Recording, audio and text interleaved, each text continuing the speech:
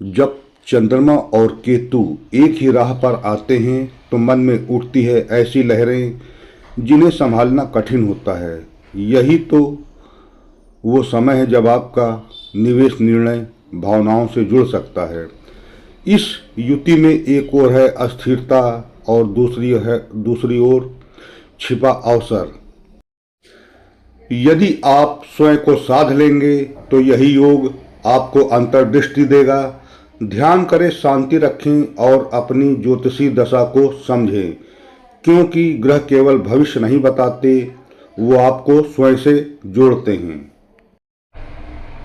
जुड़िए दिव्य दृष्टि बाय बालाजी और महामृत्युंजय परिवार के साथ, जहां ज्योतिष और अध्यात्म मिलकर दिखाते हैं जीवन का दिव्य मार्ग। ओम चंद्राय नमः। आकाश में एक अद्भुत संयोग बन रहा है, चंद्र और केतु का मिलन।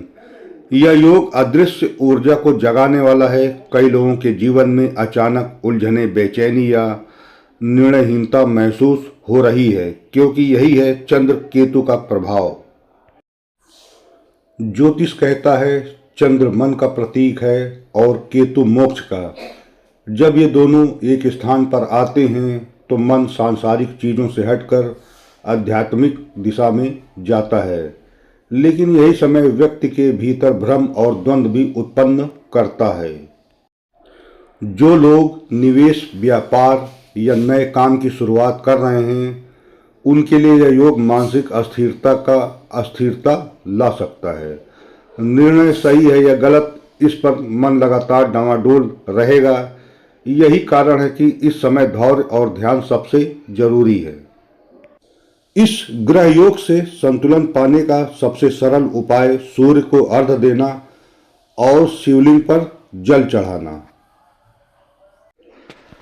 रोज सुबह उठकर सूर्य के सामने जल अर्पित करें और ओम नमः शिवाय का जप करें। यही आपके भीतर की शक्ति को स्थिर करेगा। अब समय है भीतर झांकने का। जब मन शांत होता है तो ग्रहों का प्रभाव भी संतुलित हो जाता है। पूर्णिमा की रात्रि या सोमवार को चंद्रमन अत्यंत फलदायी होता है। मंत्र इस प्रकार से है, ओम सोम सोमाय नमः। चंद्र की किरणों के सामने बैठकर इस मंत्र का जप करें। चंद्र की किरणों के सामने बैठकर इसका जप करें। यह आपके भावनात्मक तनाव और केतु की भ्रमकारी ऊर्जा को शांत करेगा।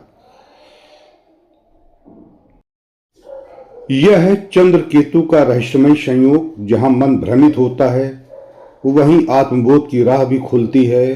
जुड़िए दिव्य दृष्टि बाय बालाजी और महामृत्युंजय परिवार के साथ, जहां ज्योतिष और अध्यात्म मिलकर जीवन को नई दिशा देते हैं।